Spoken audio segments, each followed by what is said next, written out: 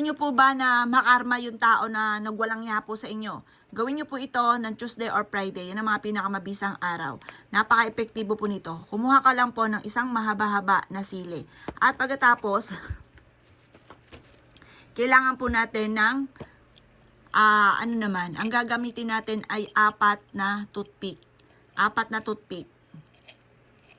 Gawin nyo po ito Tuesday or Friday ha. Napaka-epektibo po nito.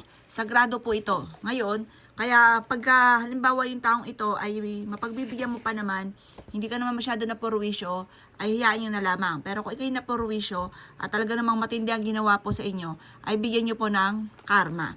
Ito po ay isusulat nyo po yung pangalan ng tao na nanalbahi sa inyo. Dito, name. Basta yung tunay na pangalan po niya. Pero kung hindi nyo naman kakilala talaga po siya, at parang lagi ka na lang po niya talagang sinasalbahe, pero hindi nyo siya talaga lubos na kakilala, hindi nyo alam din ang tunay niyang pangalan, sulat nyo lang dito, yung taong nananalbahe sa akin, para pangkalahatan na rin po siya.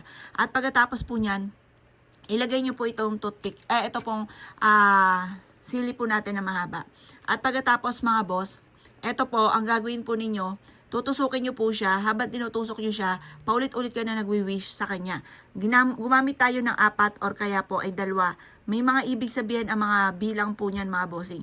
Ito ang ating gagamitin. Basta kung hindi 4, 2 toothpick. At habang ito po ay tinutusok-tusok po ninyo at binabanggit nyo ang kanyang pangalan, sinasabi nyo po na layuan na kayo ng taong ito at huwag ka na muling purwisyohin pa.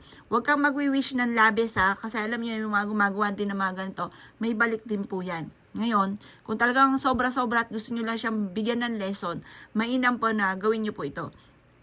At pagkatapos nyo po itong gawin, ito po ay gaganyanin nyo, tapos itatapon nyo po ito sa running water. Halimbawa, meron yung ilog na madadaanan, doon nyo siya sa ilog ilalagay, itatapon.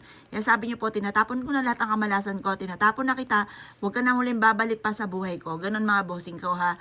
Huwag ka mag-wish ng pangit. Pwede kang mag-wish pero huwag, kasi masama din po yun. Masama yung mga gumagawa ng mga matitindihan. Yung mga ganito lang, para lang layuan lang kayo, para hindi na po ikaw puro wishyuhin pa. Subukan nyo po ito, Tuesday at Friday lang paggawa ng ganito at sa umaga lang tayo gagawa.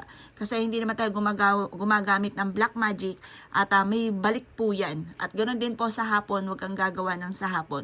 Pero na lang kapag ka full moon. Pag hindi naman full moon, huwag kang gagawa ng hapon. Negative po yan mga bossing. Dito po ay para lamang po may protection po tayo at layuan tayo ng mga toxic sa buhay po natin.